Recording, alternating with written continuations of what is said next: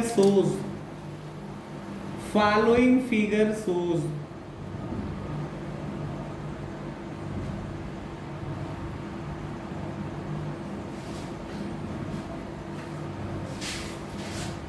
a magnetic field, uniform magnetic field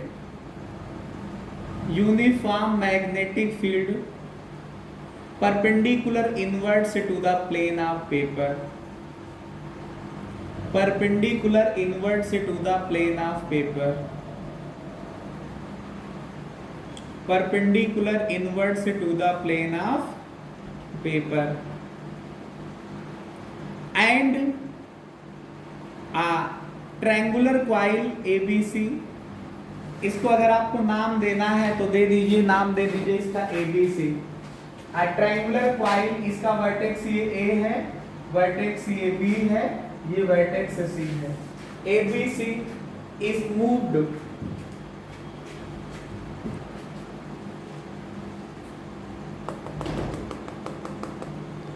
away from the field, then what will be the direction of current in the loop ABC? What will be the direction of loop in the what will be the direction of current in the loop ABC? What will be the direction of current in the loop ABC? अगर आप लोगों को हिंदी में question लिखना है तो लिख लीजिए, हम बोल देते हैं कि एक प्लेन ऑफ पेपर, कागज के लंबवत अंदर की तरफ एक समान विद्युत क्षेत्र है, सॉरी चुंबकीय क्षेत्र है, जिसमें एक त्रिभुजाकार लूप है ABC। इस लूप को जब हम बाहर की तरफ खींचेंगे तो बताइए लूप में जो करंट बहेगी, प्रवाहित होगी, उसकी दिशा क्या होगी? ठीक है, करंट की डायरेक्शन पूछ रहा है। अब इसको समझने का प्रयास करिए। अगर आप इसको समझ गए तो मान लीजिए कि आपको लेंसला आ गया कायदे से, क्योंकि इस बार ना तो मैग्नेट का नॉर्थ पोल आपको दिखाई पड़ रहा कि ना साउथ पोल। ऐसे मैग्नेट दिखाई पड़ता रहता है। पिछले क्वेश्चंस में जो मैंने जो कराया है उनमें जब आपको मैग्नेट दिखाई पड़ता तो कहते सर नॉर्थ पोल आ रहा है तो नॉर्थ पोल बन के अपोज करेगा, कहते सर साउथ पोल आ रहा है तो साउथ बन करके अपोज करेगा, साउथ दूर जा रहा है तो नॉर्थ बन के अपोज करेगा, और नॉर्थ दूर जा रहा है तो साउथ बन के अपोज करेगा। यही तो पढ़ते हो।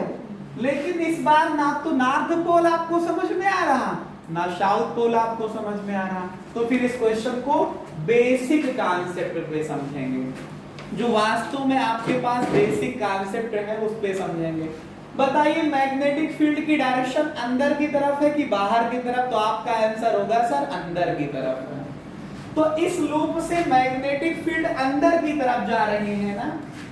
जब आप इस लूप को बाहर खींचोगे तो इससे जो गुजरने वाली मैग्नेटिक फोर्स ऑफ लाइंस, वैद्युत बल रेखाओं की संख्या है वो कम पड़ेगी जाकर के। सोचो लूप अगर अंदर है तो ज्यादा है, और जब यही लूप यहां खींच करके चला आएगा तो कितने लोग पास होंगे, देख रहे हो? तो संख्या कम पड़ेगी कि बढ़ेगी? संख्या कम पड़ेगी, जाकर के मैग्नेटिक फोर्स ऑफ लाइंस की संख्या कम पड़ेगी। अब इस कमी का अपोज करना है। कहीं पे कोई वैल्यू कम पड़ रही तो उसका अपोज का मतलब क्या? उसको बढ़ाना है। और सपोर्ट का मतलब क्या? उसको घटाना है। तो हमने तो कहा कि लेंस लॉ क्या कहता है कि किसी लूप से लिंक्ड अगर मैग्नेटिक फ्लक्स में चेंजमेंट होता है तो करंट की डायरेक्शन इस तरह से होती है कि हमेशा ये अपने में होने वाले चेंजमेंट का अपोज करती है या विरोध करती है जाकर के। तो इसमें लूप को अगर आप बाहर की तरफ ले जाओगे तो मैग्नेटिक फ्लक्स की वैल्यू क्या होगी? कम पड़ेगी जाकर के। और मैग्नेटिक फ्लक्स की वैल्यू कम पड़ने का मतलब आपके पास इसमें करंट की डायरेक्शन इस तरह से हो कि इसमें वैल्यू बढ़नी चाहिए कि घटनी चाहिए? बढ़नी चाहिए। तो इस लूप से फ्लक्स, इस लूप से जो आपके पास जो ये लूप है इससे करंट की डायरेक्शन इस तरह से सेट करो कि मैग्नेटिक फोर्स ऑफ लाइंस बढ़नी चाहिए। बढ़ने का मतलब बताइए, फ्लक्स अंदर की तरफ जा रहा है, तो संख्या अंदर की तरफ होगी तभी बढ़ेगी, जाकर के अपोज करा देंगे तो घट जाएगी। तो इसमें पोल कौन सा बनना चाहिए? साउथ।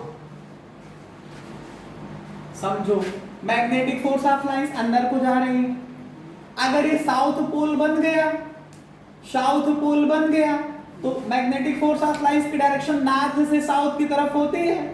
तो अगर साउथ बन गया तो जो इसमें लूप से मैग्नेटिक फोर्स ऑफ लाइंस आएंगे उनकी संख्या क्या होगी जाकर के? अंदर की तरफ होगी जाकर के। साउथ पोल के लिए डायरेक्शन क्या होनी चाहिए? क्लॉकवाइज। क्लॉकवाइज, तो ए सी बी ए होनी चाहिए। क्या होना चाहिए?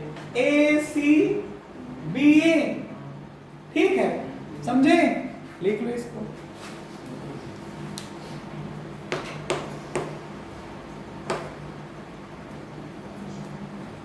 यार ये गलत बता रहे हैं, ये कहा कि सी बी ए सी।